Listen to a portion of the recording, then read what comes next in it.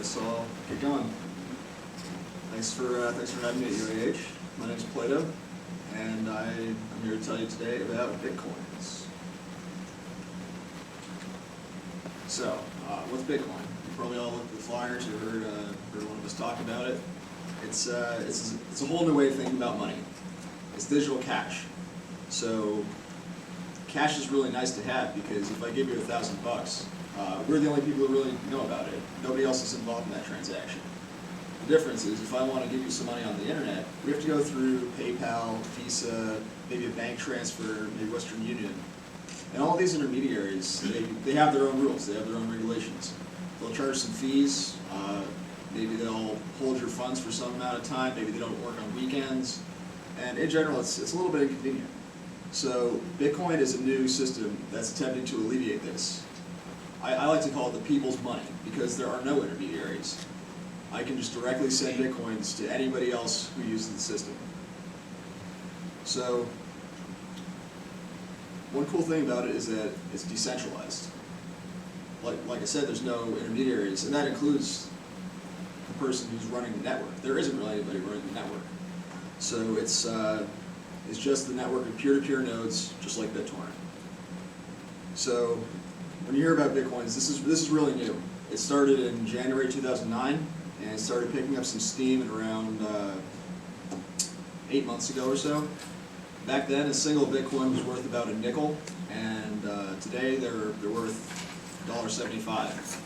And yeah, that's a really remarkable increase in such a short amount of time. And we really have no idea how high it's going to go. So what can you do with your Bitcoins? Not as much right now as you will be able to do in the future, because again, it's so new. You can certainly hold on to them and save them, or you can go and find one of the sites that will accept Bitcoins, of which there's a few hundred. There's a bunch of organizations that will take them as well. The EFF, the Electronic Frontier Foundation, that's my favorite organization to donate Bitcoins to, because they're generally cool and have some really great policies. Or you can exchange back for dollars. You can go on an exchange site and turn your Bitcoins into dollars or euros. I think there's an exchange that handles yen. Of course, you can also go the other way and buy Bitcoins with dollars.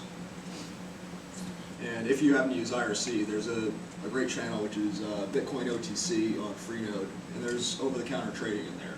So it's basically a free-for-all. There'll be people selling like PayPal dollars for Bitcoin or vice versa. I actually bought some silver bullion on Bitcoin OTC. I found a guy, he had silver bullion, I had Bitcoins. He mailed it to me, I sent him some Bitcoins in exchange, and it worked very well. So there's actually a lot of reasons why Bitcoin is really neat. And as I'll explain in a bit, I'm traveling on a Bitcoin road trip, which means that from Hartford to Los Angeles, I'm not allowed to spend any dollars at all. That includes credit cards, cash, checks, anything. All I'm allowed to spend is Bitcoins. And I'm certainly willing to, maybe work for a meal, work for some gas, do some bartering, but predominantly I've been buying everything with Bitcoins. And this is sort of a proof of concept. I want to demonstrate that this system has a lot of potential and is working already and can work a lot better in the future. So at my first stop, it was at MIT in Boston, and I met a guy from the Bitcoin forums, and he asked me, why do I like Bitcoins? Do I like it for the technological aspects, or the economic aspects, or the political aspects? And I really had to answer all three because they're all so cool to me. But there's a number of people who have a bunch of different viewpoints as to why they like Bitcoins. So again, there's nobody in the middle of this network. It's just a network of nodes that talk to each other, and using some very clever rules, they're able to make the system work. So it works without anybody in charge, which is pretty scary if you're maybe, the U.S. government, because that makes it, not having a single point of failure means that you can't shut it down as easily. I'm sure some of you have heard about the idea of Liberty dollars. This was Bernard van Nothaus was running his own, he created his own currency. It was backed by silver, and you could take a certificate and exchange it for silver. So people were using these as money. But he made some mistakes. He put a $sign on there. He claimed it was legal tender, and consequentially, about a month ago, he was convicted of counterfeiting. So that's it's certainly a risk if you're starting your own currency. The attorney in North Carolina actually called this a unique form of domestic terrorism. So the people in charge are certainly, keeping an eye on currencies, keeping an eye on the dollar. It's a very volatile situation, and I think it's really, really interesting that Bitcoin has popped up at this time. So what else is different? The number of Bitcoins it's limited. Unlike dollars, we know exactly how many Bitcoins there are and how many Bitcoins there are going to be. At the moment, the number of Bitcoins is still growing. Right now there's about 6 million Bitcoins, and that number is going to increase up to 21 million. At that point it's going to stop. There won't be any more Bitcoins created, and we'll have to just trade with what we have. So this makes it sort of a store of value, like gold. Good question. Yeah, I have a question about how was the 21 million chosen? Why is that? That's sort of an artifact of the way that the Bitcoins are created. And I'll get back to that, but it's kind of asymptotic. So, right now, there's about 50 new Bitcoins being created every 10 minutes. After a couple years from now, it's going to drop down and it'll be 25 Bitcoins created every 10 minutes. After that, 12.5, and then 6.025, and so on. And that just asymptotically approaches 21 million. So you can divide these. I can send you 0.000001 Bitcoins, and that means that there's really something like 4 quadrillion units of exchange. So there's not really a concern about not having enough.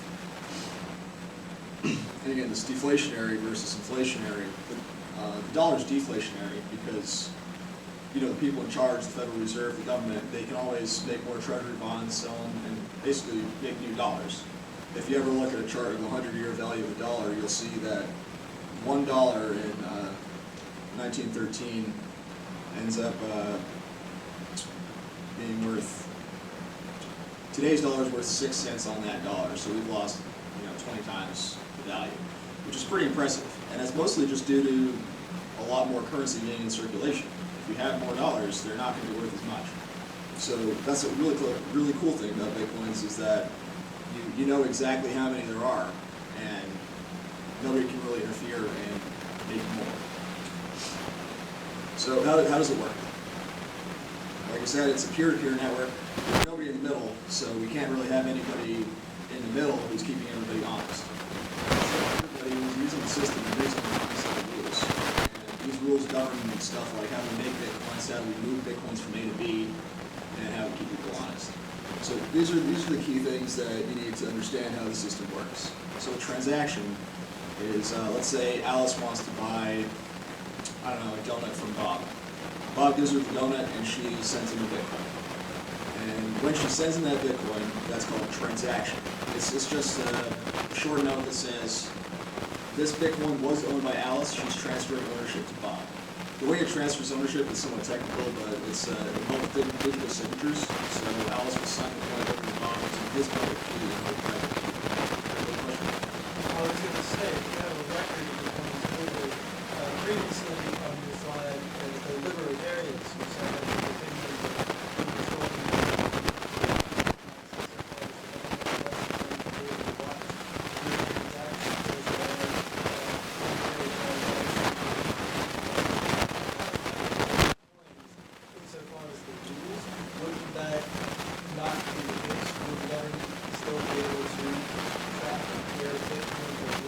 You're correct. It's possible to track how the coins move.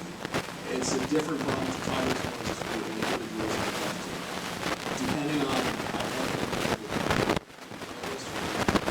Bitcoin address somewhere, then it's now possible to tie the coins to that identity, and they would lose that anonymity. So when a transaction happens like this, it ends up being recorded in this big list that's called the blockchain.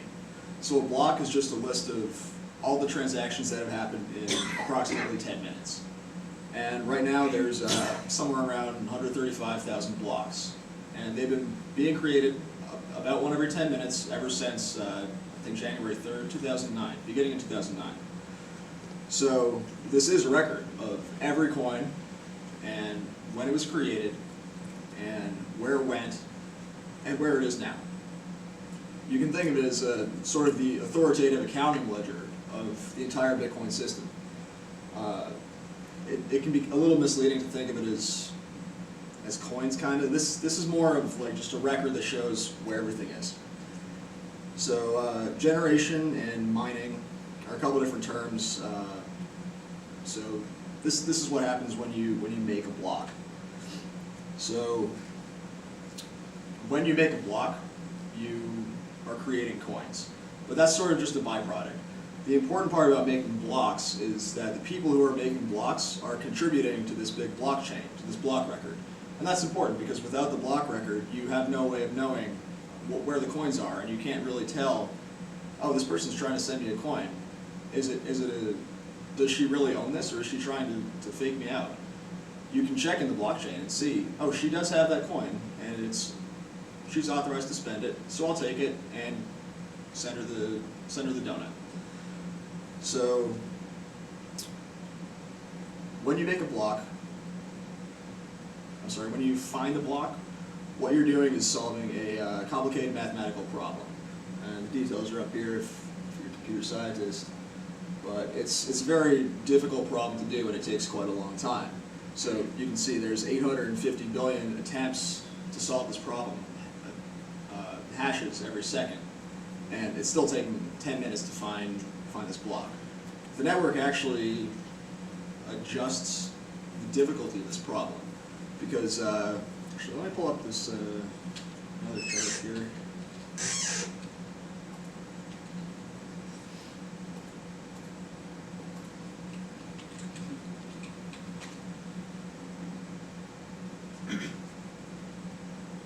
So this is a map that's showing the total computation speed of the Bitcoin network.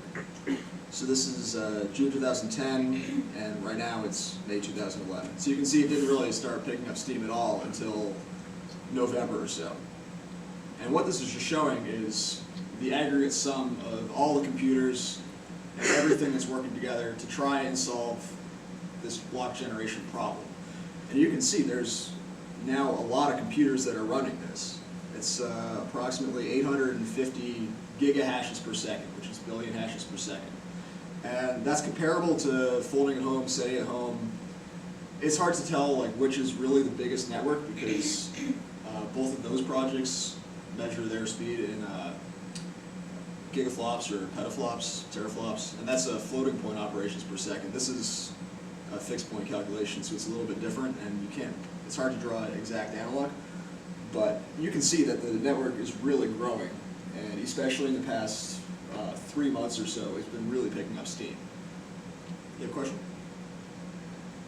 Well, the reason this is picking up steam is because people are being rewarded with coins.